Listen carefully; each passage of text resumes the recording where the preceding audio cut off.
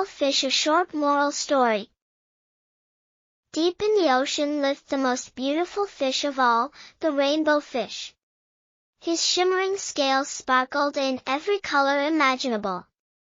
All the other fish admired him, but when they asked to play, he swam away proudly. One little blue fish followed him and shyly asked, "Rainbow Fish, may I have one of your shiny scales?" "Give you one of my special scales?" Rainbow Fish replied. "Never." The blue fish swam away, hurt and sad. Soon, none of the fish wanted to be near Rainbow Fish. He was the most beautiful, but now also the loneliest. Troubled, he visited the wise octopus deep in a dark cave. "Why doesn't anyone like me?"